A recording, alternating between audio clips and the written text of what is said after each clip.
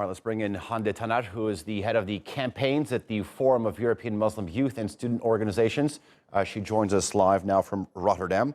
Hande, now you specialize in the youth movement in politics, discrimination, as well as hate crimes and Islamophobia. These are all issues that have been at the forefront of most elections in Europe in recent years, as well as this one. Do you feel that it's an uphill battle for your cause?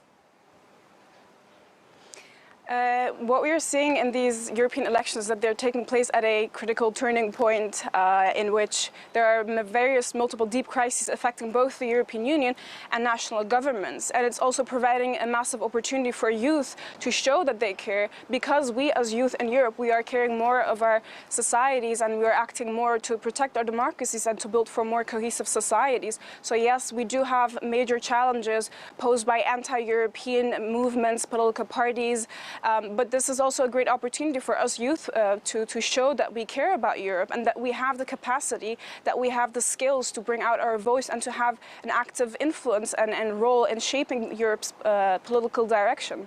Okay, you talked about this great opportunity. So my question to you is, Eurosceptic parties have always had a presence within the European Parliament, but what we're seeing this time around is that the current crop of sort of far-right leaders are trying something different. They're attempting to build a sort of a cross-continental alliance of anti-EU parties. What do you think this means for the future of the continent? That's true. The far right especially is really trying to make a very strong influence to unite, to form alliances. And paradoxically, what we're seeing is especially the far right, they are anti-European, they're anti-systemic. But we're also seeing that there are actually a lot of issues that they are disagreeing on, that they're fundamentally divisive on. However, they are using these elections to show as if they are one united front, to show as if they can achieve a lot of things in the European Parliament. We are indeed afraid that they are going to gain a lot of seats, but we are also expecting that actually this alliance, this fake alliance actually, is not going to last for a long time. Okay, so what you're basically saying is it's kind of ironic that parties who are sort of pushing for power to stay at the national level are seeing a unity in working together in these elections. So what role do you think the youth will play in sort of counteracting this?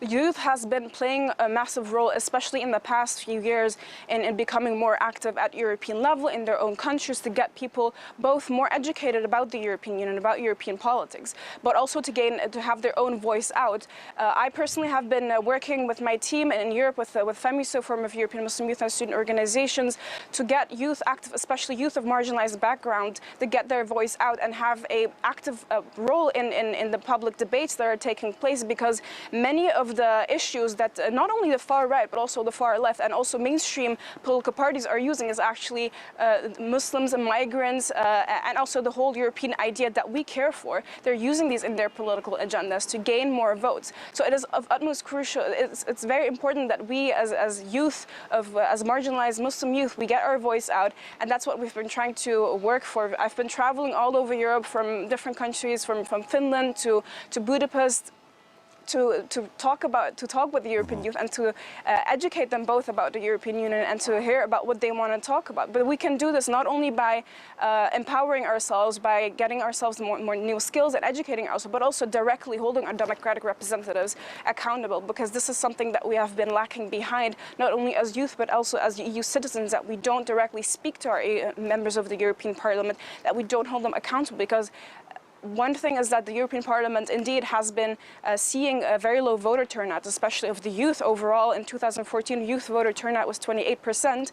But we're also seeing that after the elections take place, European youth, EU citizens, don't engage with their members of the European Parliament, while they do have a lot of influence in the European Parliament, which is the co-legislator in the European Union. Therefore, there's a lot of influence that we can bring up.